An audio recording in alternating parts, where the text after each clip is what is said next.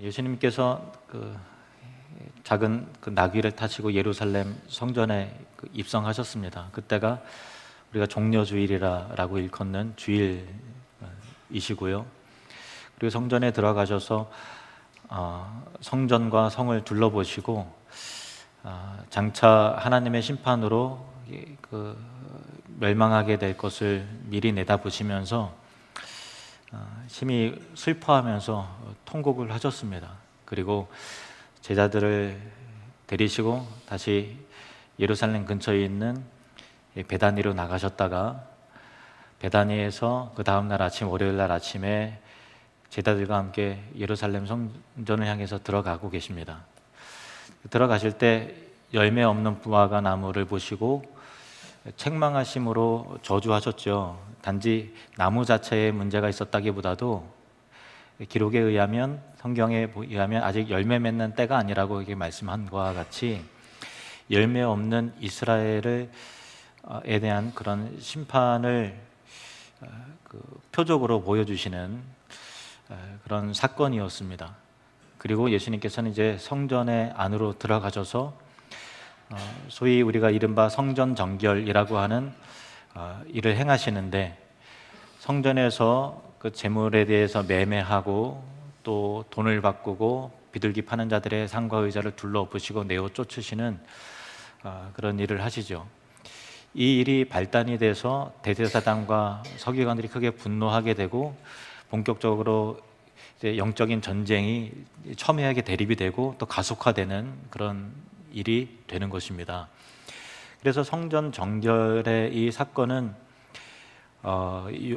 공관복음에 그리고 요한복음에 똑같이 기록이 되어 있는데, 예수님께서 사역 초기에 첫 유월절에 이 성전을 정결케 하시는 일을 행하셨고요. 그리고 지금 시간이 3년이 지나서 공생의 제일 말미에 또 한 번 이렇게 하시는 것입니다. 그래서 제1차 성전 정결 사건은 요한복음에 기록이 되어 있고, 그리고 제2차 성전 정결은 공관복음, 마태복음, 마가복음, 누가복음 세 군데 다 이 기록이 되어 있는데, 학자들마다 이것이 동일한 사건이다라고 말하는 학자도 있고요. 단 한 번 이루어졌는데 요한복음은 시간 배열에 있어서 굉장히 유연성을 가지기 때문에 앞부분에 배치를 한 것이지 원래는 하나의 사건이다라고 말하는 학자들도 있고요. 또 학자들은 아니다, 예루살렘 사역 예수님의 공생의 초기에도 한 번 있었고 또 말기에도 후기에도 있었던 그런 사건이다, 두 개의 사건으로 나누어서 이야기도 합니다. 어쨌든 간에 이 사건은 예수님의 사역 가운데 가장 핵심이 되는, 예수님의 사역이 성전을 새롭게 하는 사역이다라는 것을 말해주고 있죠. 그래서 우리 예수의 복음 설교도 3년 전부터 시작이 됐는데요. 3년 전에 이 요한복음에 나와 있는 제1차 성전 정결에 대해서 한번 설교한 적이 있습니다. 지금은 두 번째 사건을 설교하고 있고요. 본문을 좀 유심히 보도록 하겠습니다. 12절부터 14절 말씀을 보시면, 예수께서 성전에 들어가사 성전 안에서 매매하는 모든 사람들을 내쫓으시며 돈 바꾸는 사람들의 상과 비둘기 파는 사람들의 의자를 눌러엎으시고 그들에게 이르시되 기록된 바 내 집은 기도하는 집이라 일컬음을 받으리라 하였거늘 너희는 강도의 수구를 만든도다 하시니라. 맹인과 전원자들이 성전에서 예수께 나아오매 고쳐주시니. 예수님께서 좀 과격해 보이는 어떤 행동을 취하시잖아요. 단지 책망하는 게 아니라 둘러엎고 내어 쫓으시고 하시는 일을 하시죠. 그래서 사람들의 눈에 보기에 참 이상한 일을 예수님께서 하시는 거죠. 근데 이 무화과 나무를 저주하시고 말라 죽은 그 일도 하나의 표적이죠. 그것을 통한 담는 메시지가 있듯이 이 성전을 정결케 하는 이 사건도 예수님의 어떤 의로운 분노의 표현이지만 그것을 통해서 전달해내려는 예수님의 구속사역의 중심되는 메시지를 예수님께서 이 일을 통해서 우리에게 깨닫게 해주시는 어떤 이 표지, 사인인 것입니다. 특별히 우리가 주목할 것은 12절에 보면은 예수님의 어떤 그 의로운 분노가 임하죠. 심판요. 그리고 13절에 그 이유에 대해서 설명하기를 13절을 다시 한번 좀 보실까요? 그들에게 이르시되 기록된 바 내 집은 기도하는 집이라 일컬음을 받으리라. 기록된 바라는 것은 이사야 선지자의 예언의 말씀을 예수님이 인용한 것입니다. 내 집은 만민이 기도하는 집이라 일컬음을 받으리라 라고 하는 것이 이사야서에 나와 있고요. 그리고 너희는 강도의 소굴을 만들었다라고 하는 것은 예레미야 선지자를 통해서 성전을 성전됨의 본질을 잃어버린 그 유다인들에게 경고하시는 그 말씀을 예수님께서 인용하신 거예요. 이 부분이 중요해요. 첫 번째는 이사야 선지자의 예언의 말씀이고, 두 번째는 예레미야 선지자의 그 기록을 인용하셨습니다. 그리고 14절 말씀도 보시면요, 14절 말씀을 이어서 보시면 같이 읽겠습니다. 시작. 맹인과 저는 자들이 성전에서 예수께 나아오매 고쳐주시니. 이게 은근히 놓치기 쉬운 내용이에요. 중요합니다만은, 왜냐하면 앞부분에 예수님께서 좀 과격하게 이렇게 책망하시고 하시는 내용이 너무 인상 깊어서 그 다음에 예수님께서 맹인과 저는 자들을 고쳐주셨다라고 하는 것을 우리가 놓치고 갑니다. 근데 이 예수님의 심판, 그 공의와 그리고 우리를 회복시키시는 은혜가 연이어서 뒤따라 나오는다는 것을 꼭 기억을 해야 돼요. 복음은 은혜만 주어지는 것도 복음이 아니고 심판만 주어지는 것도 복음이 아니라 심판과 은혜가, 이 은혜와 진리가 같이 나오게 됩니다. 십자가 사건도 그렇죠. 죄에 대한 하나님의 심판을 통한 우리의 구속하심이 값없이 주시는 은혜가 있는 것이지, 그냥 심판이 없이 그래 옛다 은혜, 옛다 구원 받아라 라는 식으로 절대 주어지는 것이 아니라는 거예요. 은혜가 은혜되기 위해서는 죄에 대한 징계와 책망이 있고, 그리고 그것을 전혀 새롭게 회복시키시는 그리스도의 은혜가 있는 것이죠. 그래서 이 성전 정결이 나타내는 이 심판의 표지와 그리고 은혜의 사인이 과연 어떤 의미로 우리에게 예수님께서 주셨는가라는 것을 우리가 꼭 놓치지 말고 기억해야 될 점이 있습니다.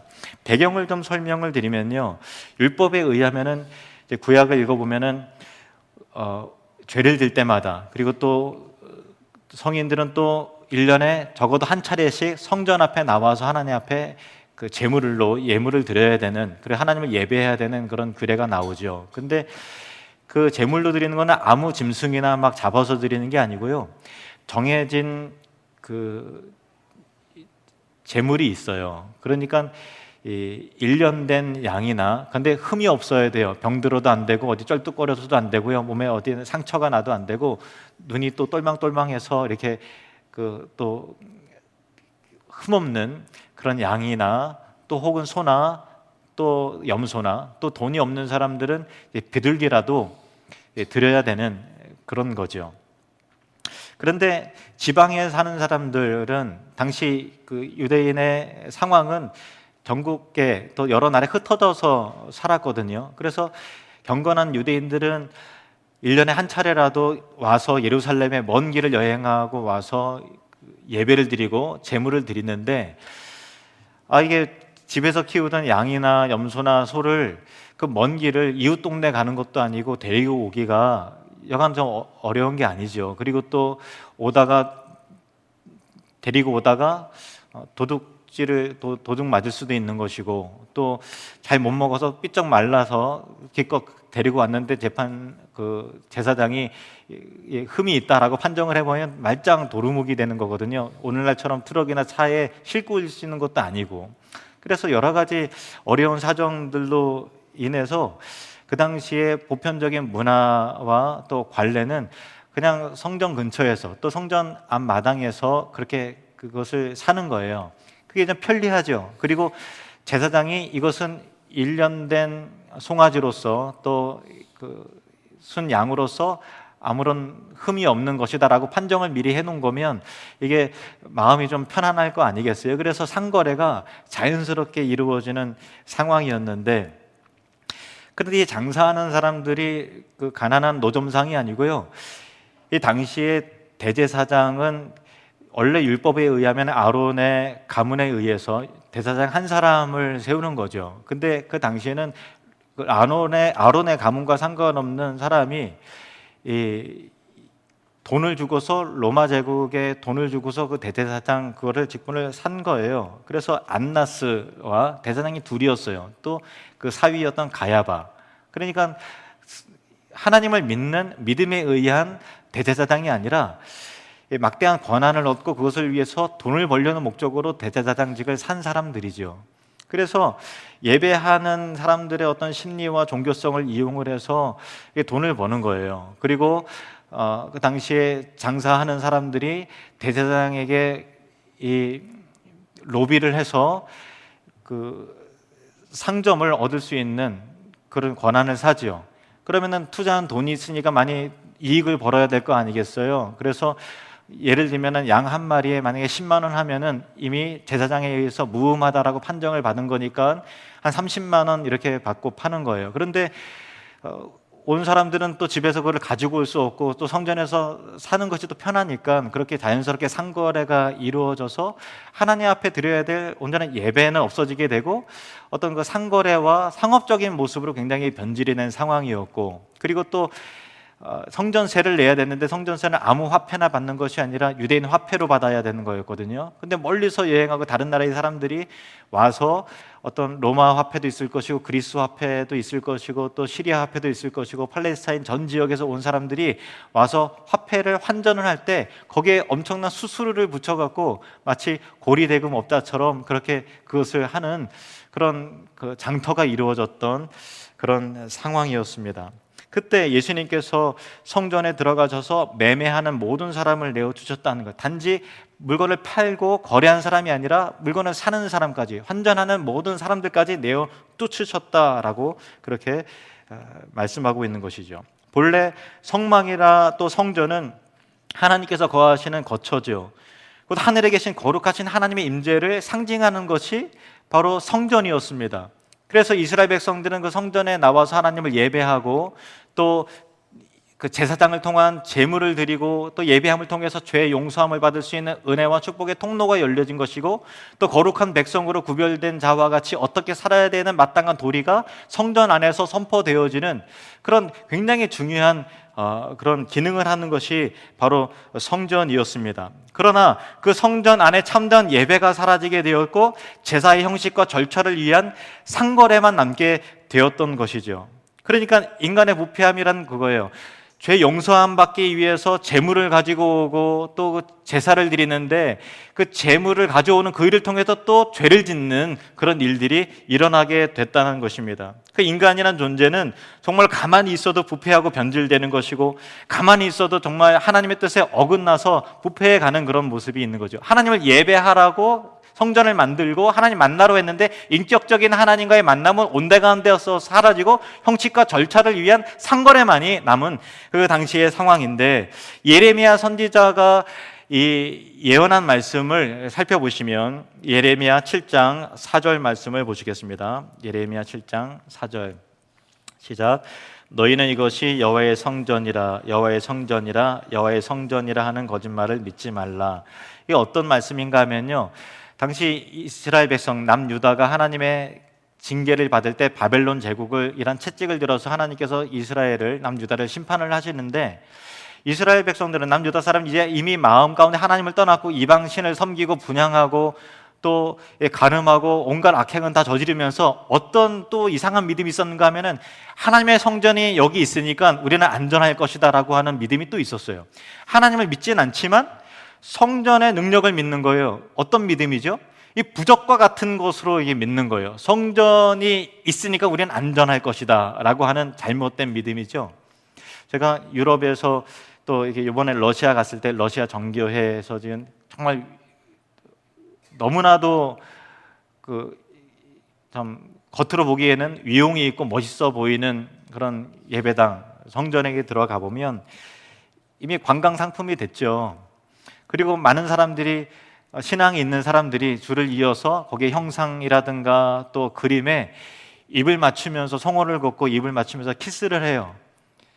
그러니까 그것이 자들의 믿음의 표현이고, 그렇게 성상의 형상, 성인들이라든가 또 마리아상이라든가 예수의 상에 입을 맞추면 자신들의 죄가 깨끗하게 씻음을 받고 안전하게 보호를 받으리라고 하는 그런 믿음이 있는 거죠.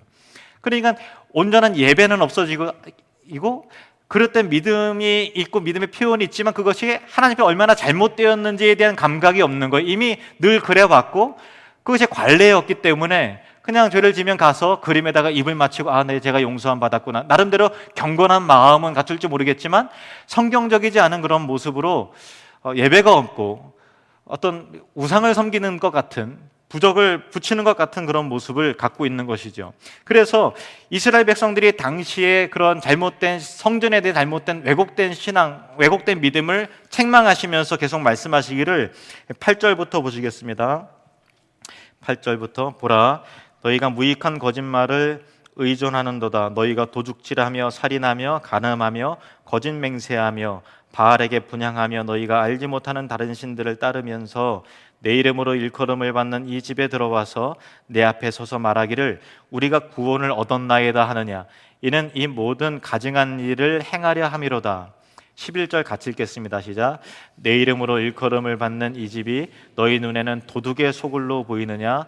보라, 나 곧 내가 그것을 보았노라. 여호와의 말씀이니라.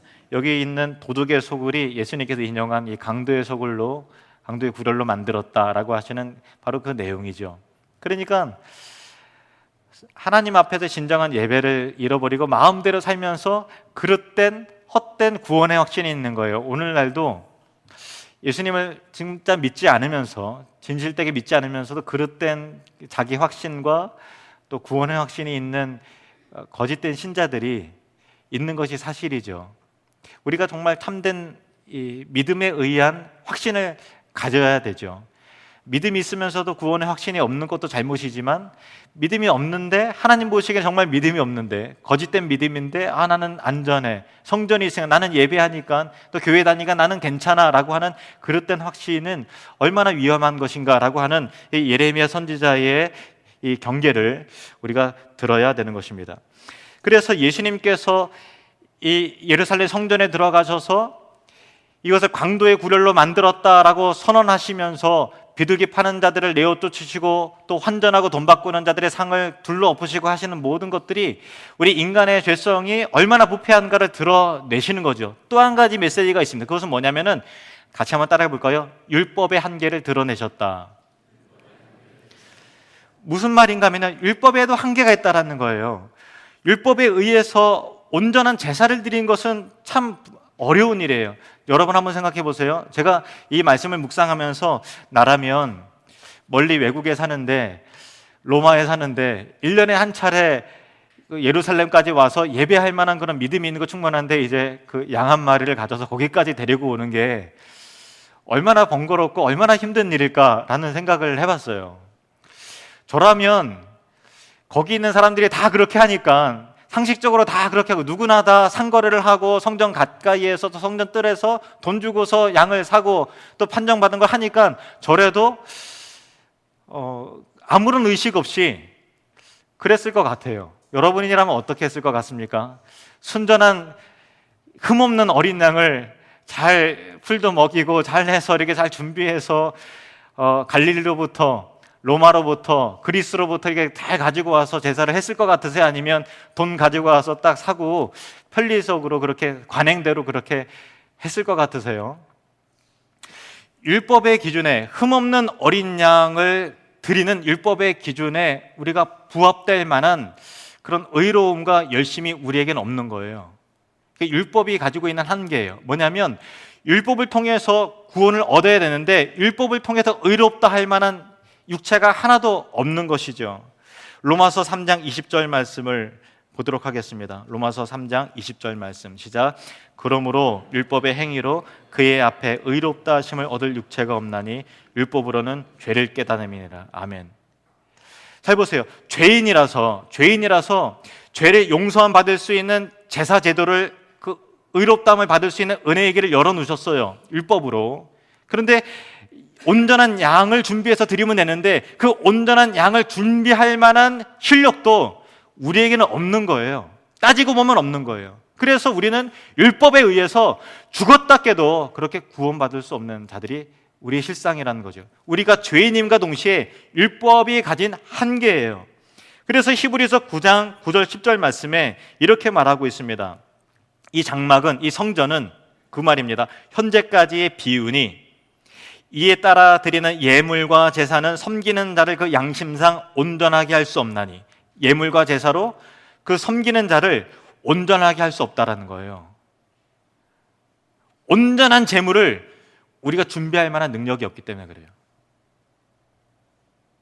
이런 것들은 먹고 마시는 것과 여러 가지 씻는 것과 함께 육체의 예법일 뿐이며 개혁할 때까지, 예수께서 오셔서 새롭게 하실 때까지 상징적으로 우리에게 주신 것이다 라고 하는 거예요. 맡겨둔 것이나 상징적, 구약의 모든 율법과 제물은 예수 그리스도를 예표하는 기능으로서 있는 것이지, 율법을 온전히 지킴을 통해서 구원받을 수 있는 사람은 한 사람도 없다라는 것이죠. 그래서 하나님의 선지자를 보내셔서 장차 메시아가 오시면, 하나님의 사자가 오고 하나님의 아들이 오시면 이 모든 제사와 예법과 성전을 새롭게 하실 것이다라고 하는 예언의 말씀을 하고 계신데, 우리가 한 구절을 보도록 하겠습니다. 말라기 3장 1절에서 3절 말씀 보시겠습니다. 말라기 3장 1절에서 3절 말씀입니다. 만군의 여호와가 이르노라, 보라, 내가 내 사자를 보내리니 그가 내 앞에서 길을 준비할 것이요 또 너희가 구하는 바 주가 갑자기 그의 성전에 임하시리니 곧 너희가 사모하는 바 언약의 사자가 임하실 것이라. 잘 보세요. 언약의 사자는 누굽니까? 예수님을 말하는 거예요. 예수 그리스도. 어디 임합니까? 갑자기 성전에 임하게 되신다. 그가 임할 때 어떤 일을 하시는가? 2절 말씀 3절, 그가 임하시는 날을 누가 능히 당하며 그가 나타나는 때에 누가 능히 서리요, 그는 금을 연단하는 자의 불과 표백하는 자의 잿물과 같을 것이다. 모든 것을 새롭게 하고 맑게 씻기시고 순결하게 만드실 것이다 라는 거예요. 3절 말씀을 같이 읽겠습니다. 3절 시작. 그가 은을 연단하여 깨끗하게 하는 자 같이 앉아서 레위 자손을 깨끗하게 하되 금, 은과 같이 그들 연단하리니 그들이 공의로운 제물을 나 여호와께 바칠 것이다. 아멘. 이 메시아가 오시면 갑자기 성전에 임하게 되시는데, 성전에서 레위인, 예배하는, 그러니까 선택된 하나님의 백성들이 그때는 온전한 제물을 드리고 온전한 예배로, 흠없는 예배를 드리는 온전한 성전이 될 날이 오게 될 것이다라는 거예요. 그가 오셔서 성전을 정결케 하시고 우리 뒤틀린 온전하지 못한 율법적인 예배를 폐하시고 비로소 온전한 제사를 드릴 수 있도록 새롭게 하실 것이다 라고 하는 약속과 예언의 말씀이 이 구약의 선지자 중에 제일 마지막에 등장했던 말라기 선지자의 예언을 통해서 그렇게 예언이 된 것이죠. 이것을 위해서 예수님께서 십자가의 죽음을 향해서 친히 그렇게 나아가시는 것입니다. 히브리서 9장 11절에서 12절 말씀을 보시겠습니다. 시작. 그리스도께서는 장래 좋은 일의 대제사장으로 오사 손으로 짓지 아니한 것 곧 이 창조에 속하지 아니한 더 크고 온전한 장막으로 말미암아 염소와 송아지의 피로 하지 아니하고 오직 자기의 피로 영원한 속죄를 이루사 단번에 성소에 들어가셨느니라. 이러한 새로운 성전과 새로운 예배 회복을 위해서 예수님께서 제물이 되셔서 단번에 성소에 들어가시기 위한 십자가의 죽으심을 향해서 그렇게 고난의 길로 점진적으로 나아가시는 것을 보게 되는 것이죠. 앞에서 예수님은 내 집은 기도하는 집이라 일컬음을 받으리라 이렇게 선언하셨습니다. 이제 어떤 의미가 담겨져 있는지 살펴보도록 하겠습니다. 이사야 56장 3절에서 7절 말씀을 보겠습니다. 여호와께 연합한 이방인은 말하기를 여호와께서 나를 그의 백성 중에서 반드시 갈라내시리라 하지 말며. 이방인은 하나님과 관계없는 자예요. 그죠? 여러분도 이방인이고 저도 이방인이에요. 하나님과 관계가 없었다고요. 그런데 여호와께 연합된 이방인이 있게 된다라는 거예요. 예수 그리스도를 믿는 것이 하나님과 연합되는 것입니다. 믿으십니까? 이 연합한 예수 믿는 이방인은 말하기를 여호와께서 나를 그의 백성 중에도 반드시 갈라내시리라 하지 말라. 고자도 말하기를, 고자는 자녀의 생산 능력이 없는 거죠. 그러니까 당시에 보면 미래에 대한 소망이 없는 자들을 예표하고 어떤 이 하나님의 은혜와 축복에서 격리된 자들을 상징하는 그런 표현인 거예요. 그 사람들이 말하기를 나는 마른 나무다, 생산할 능력이 없기 때문에 열매 맺지 못한다 하지 말라. 라는 거예요.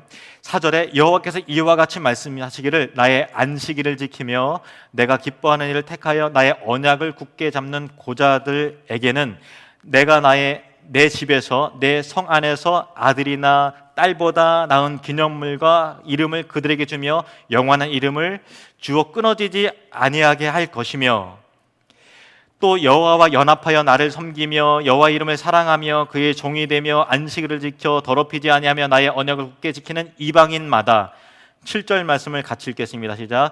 내가 곧 그들을 나의 성산으로 인도하여 기도하는 내 집에서 그들을 기쁘게 할 것이며 그들의 번제와 희생을 나의 제단에서 기꺼이 받게 되리니 이는 내 집은 만민이 기도하는 집이라 일컬음이 될 것임이라. 아멘. 이 성전을 향한 하나님께서 어떤 비전을 갖고 계신가 하면 율법에 의하면 이방인 출입 금지예요. 불구자 출입 금지예요. 그리고 또 여기 말하는 고자로 대표가 되는 하나님의 은혜와 단절되고 뭔가 신체적인 문제가 있고 하는 사람들은 부정하니까 접근 금지 이랬단 말이에요. 율법이 말하는 거예요. 그런데 때가 이르게 되면 여호와 연합된 이방인들이 함께 들어와서 하나님의 영광과 은혜의 잔치에 참여하게 되리라. 하나님 앞에 은총에서 제외되었던 자들까지도, 가장 멀리 있었던 사람들까지도 같이 들어와서 하나님을 예배하면서 새롭게 될 날이 이르게 되리라 라고 하는 새로운 성전에 대한 약속의 말씀이 이 이사야 선지자의 말씀 가운데 있는 거죠. 그래서 이 집은, 내 집은 만민이 기도하는 집이다. 일컬음을 얻게 되리라. 만민, 모든 이방인, 연약한 자, 불구자, 병든 자까지도 죄인까지도 함께 용서함 받고 회복됨을 통해서 새로운 예배를 드리게 되는 새로운 성전으로 될 것이다 라고 하는 것. 만민이 예배하고 만민이 찬송하고 온 땅 끝에 있는 열방에 있는 이방인까지도 하나님을 아는 자들이 되어서 함께 예배하게 되는 놀라운 이 선교적 예배가 이루어지게 될 것이다 라고 하는 것이 하나님 아버지께서 처음부터 성전을 향해서 품으셨던 비전이었다라는 것입니다. 이제 이 관점으로 이 예수님께서 왜 이 일을 행하시는가, 어떤 표적이 있는가를 보도록 하겠습니다. 마태복음 21장 12절에서 14절 다시 읽을게요. 그 비전이 있는 성전을 이제 들어가시는 거예요. 예수님께서 성전에 들어가서 성전 안에서 매매하는 모든 사람을 내쫓으시며 돈 바꾸는 사람들의 상과 비둘기 파는 사람들의 의자를 둘러부셨어요. 그러니까 율법으로는 의롭다함을 갖지 못하고 우리 인간의 죄성의 한계를 넘지 못하는 그런 안타까움 가운데 이제는 다 그것을 몰아내시는 거예요. 구속사역의 메시지가 있는 것입니다. 그리고 그들에게 이르시되 기록된 바 내 집은 기도하는 집이라 일컬음을 받으리라 하였거늘, 하나님의 그 비전을 품으시는 거죠. 너희는 강도의 소굴을 만든도다 라고 하시면서 예수님께서 왜 그렇게 심판자의 입장에서 그렇게 정죄하며 치리하시는가에 대한 내용을 설명하시는 것입니다. 그리고 14절 말씀을 같이 읽겠습니다. 시작. 맹인과 저는 자들이 성전에서 예수께 나아오매 고쳐주시니. 성전에서 격리되었던 자들이에요. 이들이 왜 성전에 있는가 하면요, 구걸하는 자로 있는 거예요. 감히 하나님 앞에 나와서 예배하는 자로, 재물도 흠이 있으면 안 되는 거예요. 사람도 흠이 없으면 접근이 금지예요. 율법은 그런 거예요. 하나님은 거룩하시기 때문에 너희는 불구기 때문에 안 된다라는 거예요. 그래서 이들이 성전 앞에서 지나다니는 사람들에게 구걸했어요. 근데 예수님께 나오는 것을 보시고 그들을 고치셨어요. 그래서 그들을 새로운 예배자로서 초청하십니다.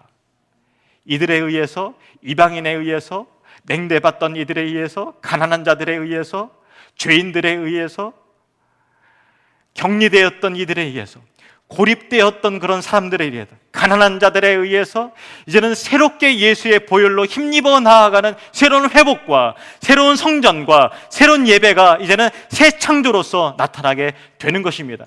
이 메시지를 예수님께서 표적으로 보이시는 것이죠. 우리도 이방인이죠. 영적으로 보지 못했던 맹인이었고 또 거룩한 길로 똑바로 나아갈 수 없었던 영적 불구자였던 우리들이 이제는 예수의 보혈로 은혜로 새롭게 되어서 주님 앞에 나아갈 수 있는 자들이 되었습니다. 이 놀라운 시련에 대해서, 이 놀라운 성전의 회복에 대해서 사도 바울은 이제 너희가 전에는 이방인이었으나 이제는 너희가 성전이다, 라고 말하고 있습니다. 에베소서 2장 11절에서 13절 말씀을 보시겠습니다. 에베소서 2장 11절에서 13절. 그러므로 생각하라. 너희는 그때의 육체로는 이방인이요 손으로 육체에 행한 할례를 받은 무리라 칭하는 자들로부터 할례를 받지 않은 무리라 칭함을 받는 자들이라. 그때 너희는 그리스도 밖에 있었고 이스라엘 나라 밖의 사람이라. 약속의 언약들에 대하여는 외인이요 세상에서 소망이 없고 하나님도 없는 자이더니 이제는 전에 멀리 있던 너희가 그리스도 예수 안에서 그리스도의 피로 가까워졌느니라. 19절부터 22절 말씀을 또 읽도록 하겠습니다. 그러므로 이제부터 너희는 외인도 아니요 나그네도 아니요 오직 성도들과 동일한 시민이요 하나님의 권속이라. 너희는 사도들과 선지자들의 터 위에 세우심을 입은 자라. 그리스도 예수께서 친히 모퉁이 돌이 되셨느니라. 그의 안에서 건물마다 서로 연결하여 주 안에서 성전이 되어가고 너희도 성령 안에서 하나님이 거하실 처소가 되기 위하여 그리스도 예수 안에서 함께 지어져 가느니라. 할렐루야. 여러분이 우리 하나님 아버지가 그토록 마음에 품으셨던 거룩한 예배자, 거룩한 성전이 바로 저와 여러분입니다.